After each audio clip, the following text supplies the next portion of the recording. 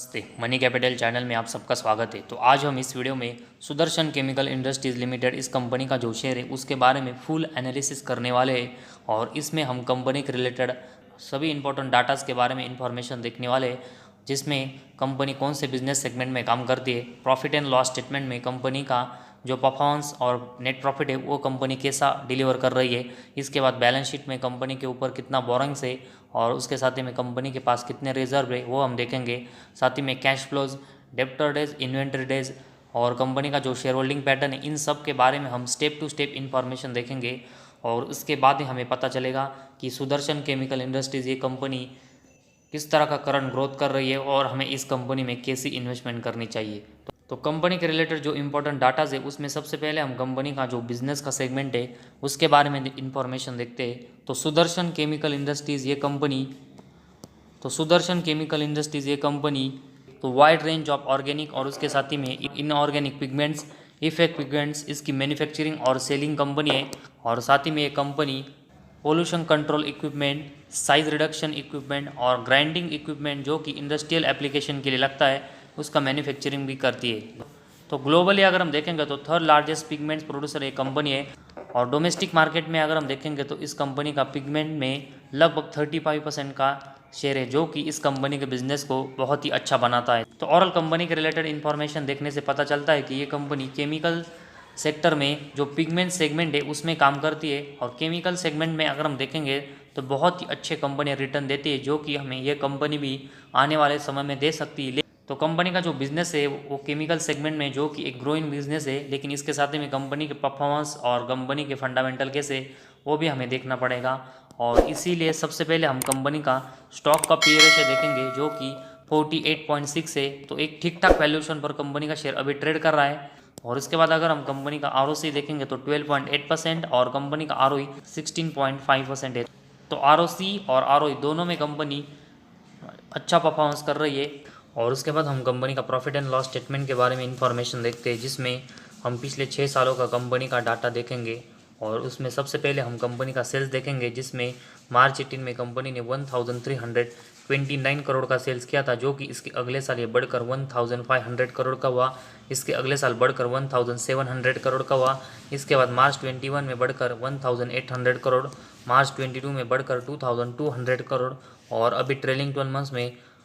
2238 करोड़ का हुआ है। तो ऐसे में मार्च 18 से लेकर ट्रेलिंग 12 मंथ्स तक देखेंगे तो कंपनी ने कंसिस्टेंट एक अच्छी ग्रोथ अपने सेल्स में की है। और इस सेल्स के कंपैरेटिवली अगर हम कंपनी का एक्सपेंस देखेंगे तो मैक्सिमम टाइम कंपनी ने सेल्स एक्सपेंस के कंपैरेटिवली ज़्यादा किया है, जिस रीज़न की वजह से ऑपरेटिंग प्रॉफिट कंपनी का मार्च 18 से लेकर ट्रेलिंग 12 मंथ्स तक कंपनी हर साल पॉजिटिव में जनरेट कर पाई है। और कंपनी का ऑपरेटिंग प्रॉफिट मार्च 18 में 191 करोड़ का था, जो कि इसके बाद अगर हम देखेंगे तो कंपनी का मार्च 22 तक कंसिस्टेंट ऑपरेटिंग प्रॉफिट 200 करोड़ के ऊपर रहा, लेकिन इसके बाद ट्रेलिंग 12 मंथ्स में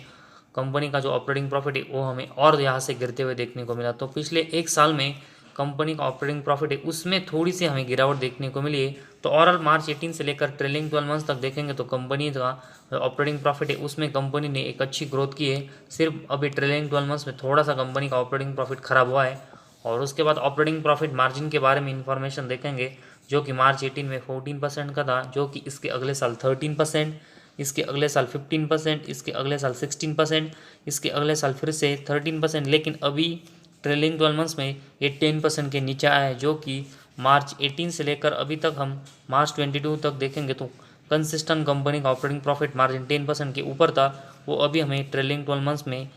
उस 10% के नीचे देखने को मिला है। तो ऐसे में ऑपरेटिंग प्रॉफिट मार्जिन में भी ट्रेलिंग 12 मंथ्स में कंपनी का परफॉर्मेंस है वो थोड़ा सा हमें डाउन होते हुए देखने को मिला है और इसी वजह से कंपनी को इसमें आने वाले समय में अच्छी इंप्रूवमेंट करनी पड़ेगी। और उसके बाद कंपनी का नेट प्रॉफिट हम देखेंगे, जो कि मार्च 18 में 85 करोड़ का था, जो कि इसके अगले साल ये बढ़कर 135 करोड़ का हुआ, इसके अगले साल ये बढ़कर 145 करोड़ का हुआ। उसके बाद थोड़ी सी गिरावट कंपनी के नेट प्रॉफिट में आई। इसके बाद मार्च 22 में कंपनी का नेट प्रॉफिट गिरकर 130 करोड़ और अभी ट्रेलिंग 12 मंथ्स में 57 करोड़ का रहा है। तो ऐसे में कंपनी का नेट प्रॉफिट में अगर हम देखेंगे तो मार्च 18 से लेकर मार्च 22 तक कंपनी के परफॉर्मेंस अच्छे थे, लेकिन अभी ट्रेलिंग 12 मंथ्स में कंपनी का नेट प्रॉफिट का परफॉर्मेंस है वो हमें डाउन होते हुए देखने को मिला है। और उसके बाद कंपनी का अर्निंग पर शेयर अगर हम देखेंगे, जो कि मार्च 18 में 12.24 था, जो कि इसके बाद बढ़कर 19.52, इसके बाद 20.88, इसके बाद 20.38, लेकिन इसके बाद मार्च 22 में थोड़ा सा ड्रॉप होकर 18.77, लेकिन ट्रेलिंग 12 मंथ्स में इसमें हमें बड़ा ड्रॉप देखने को मिला। इसमें कंपनी ने 8.21 ये डिलीवर किया है। तो overall profit and loss statement में अगर हम देखेंगे तो इस कंपनी की जो सेल्स की ग्रोथ है वो कंपनी ने कंसिस्टेंट अच्छी की है, लेकिन अगर हम कंपनी का ऑपरेटिंग प्रॉफिट मार्जिन देखेंगे तो ये ट्रेलिंग 12 मंथ्स में ड्रॉप हुआ है। और उसके साथ ही में अगर हम देखेंगे तो कंपनी का इंटरेस्ट जो और इसके साथ ही में अगर हम पिछले कुछ समय से देखेंगे तो कंपनी का जो इंटरेस्ट कंसिस्टेंट बढ़ रहा है, उसकी वजह से कंपनी का जो नेट प्रॉफिट है वो हमें पिछले 1-2 साल से थोड़ा सा कम होते हुए देखने को मिला है। तो overall profit and loss statement में अगर हम देखेंगे तो कंपनी सभी सेगमेंट में अच्छा परफॉर्मेंस कर रही है, लेकिन पिछले 1 साल में कंपनी का जो परफॉर्मेंस थोड़ा सा डाउन हुआ है, उसी वजह से कंपनी के शेयर में भी हमें पिछले कुछ समय से लगभग 1 साल से अगर हम देखेंगे तो बड़ा ड्रॉप देखने को मिला है। और उसके बाद कंपनी की बैलेंस शीट के बारे में हम इंफॉर्मेशन देखेंगे,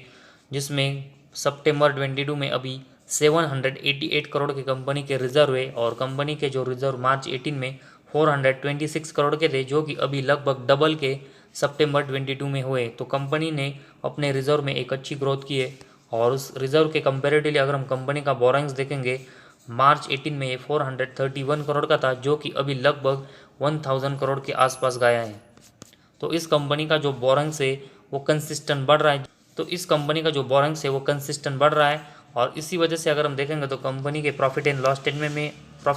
स्टेटमेंट में भी हमें कंपनी का इंटरेस्ट बढ़ते हुए देखने को मिला है, जिस रीज़न की वजह से कंपनी के नेट प्रॉफिट के ऊपर हमें थोड़ा सा इम्पैक्ट देखने को मिला है। और इसी वजह से आने वाले समय में कंपनी को अपने ऊपर का जो बोरोइंग्स बढ़ रहा है वो कम करना पड़ेगा, ताकि कंपनी नेट प्रॉफिट में एक अच्छी ग्रोथ करे।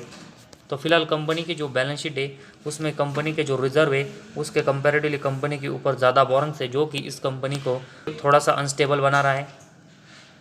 और उसके बाद कंपनी का कैश फ्लोज अगर हम देखेंगे जो कि मार्च 18 में -2 करोड़ का था, जो कि इसके बाद -3 करोड़ का अगले साल देखने को मिला। लेकिन इसके बाद अगर हम देखेंगे तो मार्च 21 और 22 इसमें कंपनी ने net cash flow consistent positive में जनरेट किया, और उसकी जो ग्रोथ है वो कंसिस्टेंट कंपनी ने बढ़ाई है। तो पिछले 3 सालों में कंपनी का जो नेट कैश फ्लो है वो पॉजिटिव में है, और कंपनी इसको बढ़ा रही है, जो कि किसी भी कंपनी के बिज़नेस के लिए बहुत ही इंपॉर्टेंट होता है, और ये कंपनी के बिज़नेस के लिए हमें बहुत ही अच्छा साइन देखने को मिला है। और उसके बाद कंपनी के डेब्टर डेज अगर हम देखेंगे, जो कि मार्च 18 में 92 थे, और उसके बाद अगले 2 साल में कंपनी ने इसको कम किया, लेकिन फिर से अगर हम देखेंगे तो कंपनी के डेब्टर डेज है वो बढ़े। तो ओवरऑल कंपनी के डेब्टर डेज में कंपनी को इसके डेज है वो कंसिस्टेंट लो करने पड़ेंगे, तभी कंपनी आने वाले समय में अच्छा परफॉर्मेंस कर पाएगी। और उसके साथ ही में कंपनी इन्वेंटरीज में अगर हम देखेंगे मार्च 18 में 131 थे, जो कि इसके बाद अगर हम देखेंगे तो 1 साल में ज़रूर ये कम हुए थे, लेकिन इसके बाद फिर से कंपनी के इन्वेंटरीज बढ़े और अभी मार्च 22 में 163 है। तो कंपनी को डेब्टर डे के साथ ही में अपने जो इन्वेंट्री डेज है वो भी कंसिस्टेंट कम करके रखने पड़ेंगे, तभी कंपनी आने वाले समय में और लॉन्ग टर्म में अच्छा परफॉर्मेंस कर पाएगी। और लास्ट में हम कंपनी का शेयर होल्डिंग पैटर्न देखेंगे, जिसमें कंपनी के प्रमोटर के पास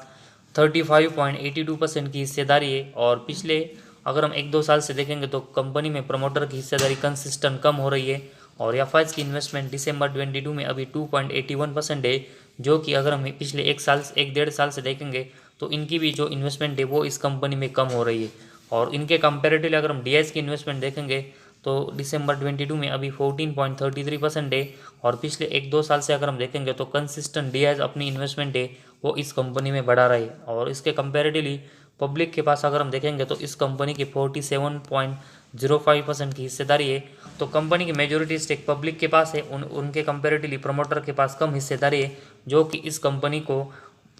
अनस्टेबल बना सकता है। तो ओवरऑल सुदर्शन केमिकल इंडस्ट्रीज इस कंपनी के रिलेटेड अभी हमने इन्फॉर्मेशन देखी है, उसमें company profit and loss statement में प्रॉफिटेबल ज़रूर देखने को मिली है, लेकिन कंपनी को कुछ सेगमेंट में बहुत ही इंप्रूवमेंट की ज़रूरत है, जैसे कि कंपनी को अपने ऊपर का बोरोइंग से वो कम करना पड़ेगा। साथ ही में कंपनी को डेब्टर डेज, इन्वेंट्री डेज के डेज है वो कंसिस्टेंट लो करके इसमें इम्प्रूवमेंट करनी पड़ेगी। कंपनी के प्रमोटर की हिस्सेदारी कम हो रही, वो कंपनी के प्रमोटर को आने वाले समय में बढ़ानी पड़ेगी। और साथ ही में एफआईज की इन्वेस्टमेंट है वो भी इस कंपनी में कम हो रही है। तो ये सब कंपनी के रिलेटेड निगेटिव पॉइंट्स है। और साथ ही में कंपनी का पिछले 1 साल में नेट प्रॉफिट कम हुआ है, और इसी वजह से कंपनी को जो सबसे इम्पोर्टेंट ग्रोथ करनी है वो कंपनी को अपना बोरोइंग्स कम करना है, तभी कंपनी नेट प्रॉफिट में आने वाले समय में कंसिस्टेंट अच्छी ग्रोथ कर पाएगी, वरना कंपनी का जो नेट प्रॉफिट है वो हमें डाउन भी होते हुए देखने को मिल सकता है। तो फिलहाल company profit and loss statement में प्रॉफिटेबल है, इसकी वजह से, और कंपनी का जो शेयर अभी हमें करेक्शन में देखने को मिला, इसकी वजह से एक छोटी इन्वेस्टमेंट से अभी हम इस कंपनी में स्टार्टिंग कर सकते हैं। और आने वाले क्वार्टर्स और साल में कंपनी का परफॉर्मेंस कैसा रहता है उसके ऊपर डिपेंड होगा कि कंपनी में हम आने वाले समय में इन्वेस्टमेंट बढ़ाएंगे या फिर नहीं। और साथ ही में कंपनी का जो बोरिंग्स है उस सेक्शन पर भी हमारी फोकस रहना चाहिए कि कंपनी अपने ऊपर का बोरिंग्स कम कर पाती है या फिर नहीं। और फिलहाल कंपनी प्रॉफिटेबल है, इसकी वजह से सिर्फ अभी हमें छोटी इन्वेस्टमेंट ही इस कंपनी में करनी है, और आने वाले समय में कंपनी के परफॉर्मेंस के ऊपर डिपेंड होगा कि हमें इस कंपनी में इन्वेस्टमेंट बढ़ानी है या फिर नहीं।